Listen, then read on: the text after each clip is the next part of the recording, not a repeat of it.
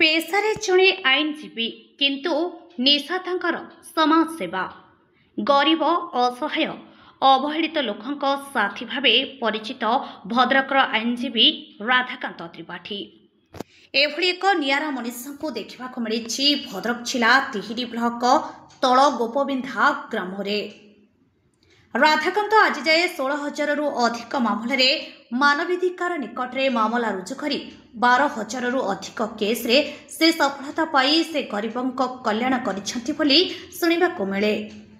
भद्रक रे साड़ंदी नालिया हेउ कि रेवकफली अबा गमेई कांसबास नदी संस्कार योजना एही सबु योजना समय क्षतिग्रस्त परिवार बिना पारिश्रमिक लड़ाई करी सेमानकु 70 कोटी टंका क्षतिपूरण देवारे प्रमुख भूमिका ग्रहण करिसेंती राधाकांत त्रिपाठी एवं बासगृह जोगाइबा पई से दीर्घ 12 वर्ष धरी आईनगत लड़ाई करी सफलता मध्य होइछंती। सेहिपरि भद्रकर दगमुंड कुष्ठरोगी कॉलोनी समस्त 14 परिवार को जमीपटा प्रदान सह सेठारे विद्यालय और अंगनवाड़ी केन्द्र स्थापन पई जातीय मानवाधिकार कमिशन द्वारस्थ हो सफलता पाई समाजसेवी राधाकांत त्रिपाठी। केवल ओडिशा नुहे ओडिशा बाहर से गरीब असहाय व्यक्ति काम करुछंती। साधारण लोकंक स्वार्थ पाई जीवन सारा आईनगत लड़ाई जारी रखि सुप्रीमकोर्ट द्वारा उच्चकोटीर प्रशंसा होइछंती। एमिति किछि समाज में भाबुथिबा मनीष को एबे प्रशंसा करिछंती स्थानीय स्वाधीनता संग्रामी माने। राधाकांत निज माटी पाई सदा सर्वदा निजर संग्राम जारी रखिथिबा बेले तांको सहयोगर हाथ बढ़ाइछंती भद्रक सुरजीपुर अंचलर स्वाधीनता संग्रामी रामहरि गोस्वामी और कमारबंध ग्रामर स्वाधीनता संग्रामी ब्रजकिशोर राउत। सेहिपरि राधाकांत कौनसी आंदोलन करने पूर्व एही 2 वर्षीयान स्वाधीनता संग्रामी परामर्श नहीं थांती। राधाकांत एभली सेवा लड़ाई पाई भद्रक जिलावासी माने मध्य बेस प्रशंसा करिछंती। भारत स्वाधीनता संग्राम भद्रक जिले प्राय महात्मा गांधी प्रेरणा आरंभ होता। डॉक्टर हरेकृष्ण महताब एथिर मुख्य भाव कार्य करथिले एवं डॉक्टर हरेकृष्ण महताबंकर सांगरे आम गाँव विषय खूब घनिष्ठता थिला।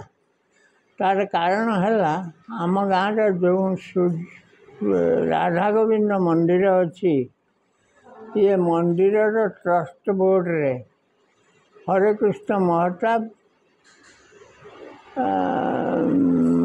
जड़े एडवाइजर थिले एवं महताब प्रेरणा रे गांधीजी निर्देश रे आमे कांग्रेस आंदोलन रे जोग देथिलु एवं आम गाँव आमे 22 जन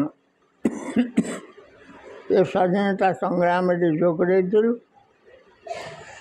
प्राय समस्ते मरीगले एवं बहुत दिन धरी किए संग्राम रे जोग देथिला कौन न देथिला कई जानी पार नथिले।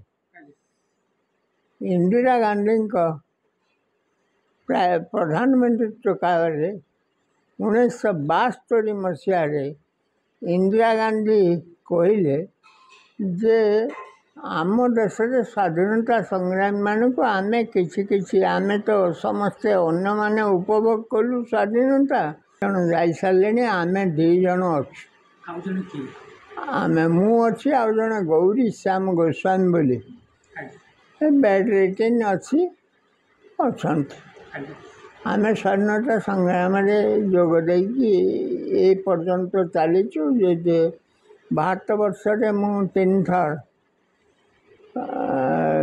राष्ट्रपति पुरस्कार प्राप्त होइछि। ये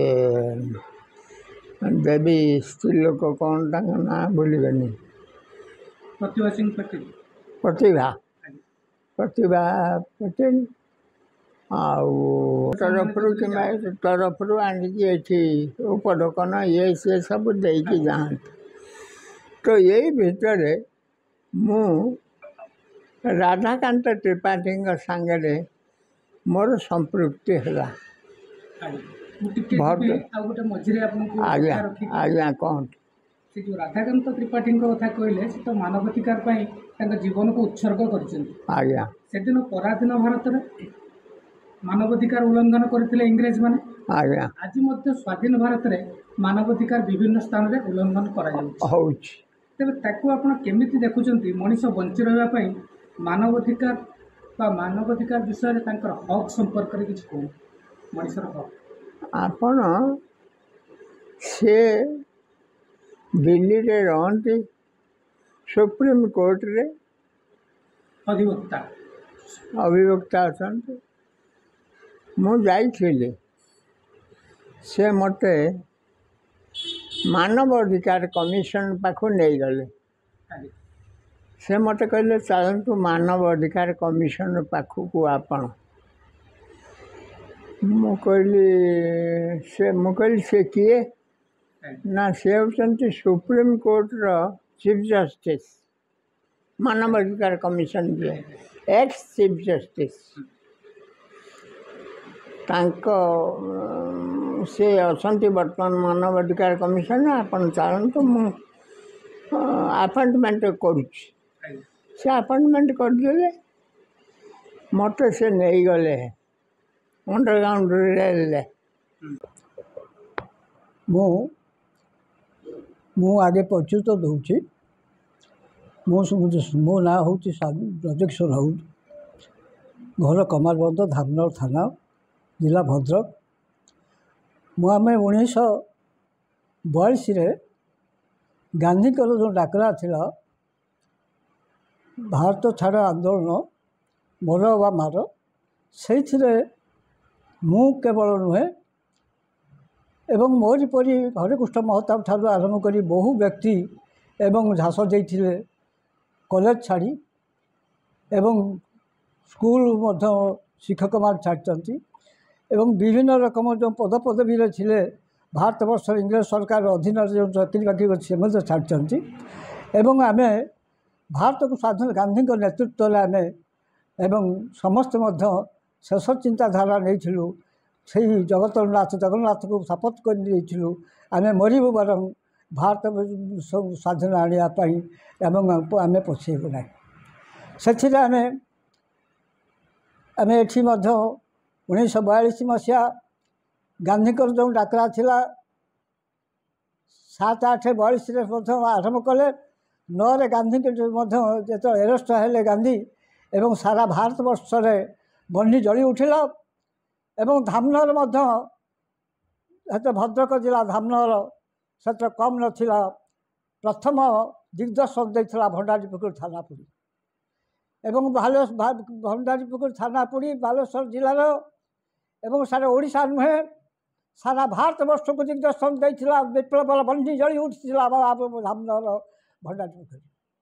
ସେଥିରେ ମଧ୍ୟ ହଜାର ହଜାର ଲୋକ ପ୍ରାଣ ବଳି ଦେଇଥିଲେ ଏବଂ ନିଜେ ଭୂକ୍ଷେପ ନ କରି ଥାନାକୁ ପୋଡ଼ି ଦେଇଥିଲେ।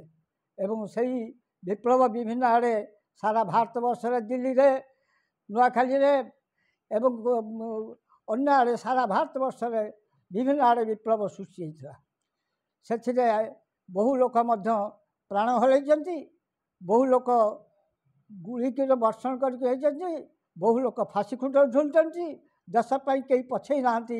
ନିଜ ସମସ୍ତ ସ୍ୱାର୍ଥକୁ ଜୀବନର ଏବଂ ନିଜର ଯେତେ ସ୍ୱାର୍ଥ ଅଛି ସମସ୍ତଙ୍କୁ ପରିତ୍ୟାଗ କରି ଏକମାତ୍ର ଭାରତବର୍ଷକୁ ଜୟଲାଭ କରିବା ପାଇଁ ଏକମାତ୍ର ଲକ୍ଷ୍ୟ ଥିଲା।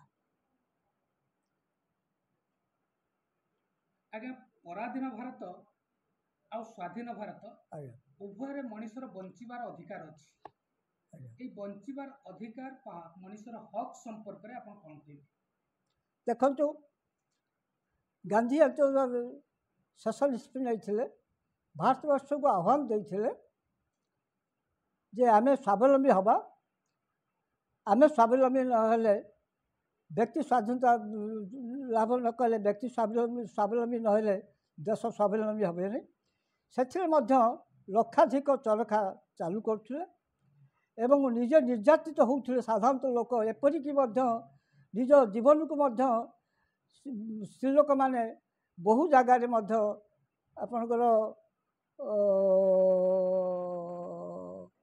ନିର୍ଦ୍ଦିଷ୍ଟ କଥା ମନେ ପଡ଼ୁନାହିଁ ଏବଂ ବହୁ ଜାଗାରେ ମଧ୍ୟ ନିଜର ମାଆ ମାନେ ନିଜର ବ୍ୟବସାୟକୁ ନିଜ ଜୀବନକୁ ବ୍ୟବସାୟିକ ଧରି କରିଥିଲେ।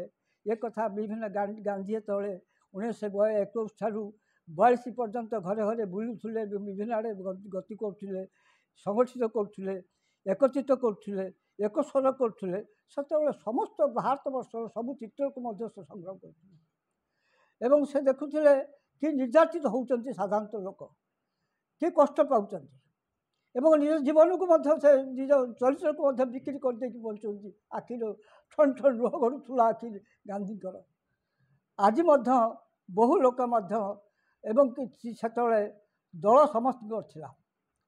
ଗାନ୍ଧୀ ଯେଉଁ ଦଳ କରିଥିଲେ ସେ ନୁହେଁ, ସେତେବେଳେ ମଧ୍ୟ ଶଙ୍କରାଚାର୍ଯ୍ୟଙ୍କ ଦଳ ଥିଲା, ବୁଦ୍ଧଦେବଙ୍କ ଦଳ ଥିଲା, ଅନ୍ୟମାନଙ୍କ ଦଳ ଥିଲା, ମହମ୍ମଦ ଦଳ ଥିଲା, କିନ୍ତୁ ସେ ଯେଉଁ ଦଳ ଥିଲା ଜନସ୍ୱାର୍ଥ ପାଇଁ ଦଳ ଥିଲା, ଜନ ଦୁଃଖ ସୁଖ ପାଇଁ ଦଳ ଥିଲା।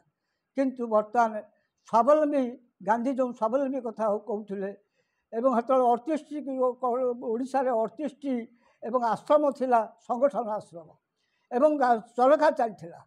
ସେତେବେଳେ ସ୍ୱାବଲମ୍ବୀ ଆଉ ବିଦେଶୀ ସେ ଗୋଟେ ବଡ଼ କଥା କହୁଥିଲେ, ବିଦେଶୀ ଯେଉଁ ଢଙ୍ଗ, ବିଦେଶୀ ଯେଉଁ ଚିନ୍ତାଧାରା ତାଠାରୁ ଦୂରେଇ ରୁହ। କିନ୍ତୁ ବର୍ତ୍ତମାନ ବିଦେଶୀ ଚିନ୍ତାଧାରା ଆମ ଭିତରେ ଗ୍ରାସିବାର ଲାଗିଛି। ଆମେ ଆଜି ବିଦେଶୀକୁ ଫଲୋ କରୁଛନ୍ତି ଏବଂ ଆମର ସଂସ୍କୃତି, ଆମର ଯେଉଁ ପରମ୍ପରା ଆମେ ତାକୁ ଭୁଲିବାରେ ଲାଗିଛନ୍ତି। ଆଜି ଯେଉଁ ଦୁଃଖ ଆଗରୁ ପାଉଥିଲେ ଇଂରେଜ ସରକାର ପୂର୍ବରେ ପାଉଥିଲେ ସମୟରେ, ବର୍ତ୍ତମାନ ସୁଦ୍ଧା ବହୁ ଲୋକ ମଧ୍ୟ ସେ ନିର୍ଯାତିତ ହେଉଛନ୍ତି, କଷ୍ଟ ପାଉଛନ୍ତି, ଦୁଃଖ ପାଉନାହାନ୍ତି।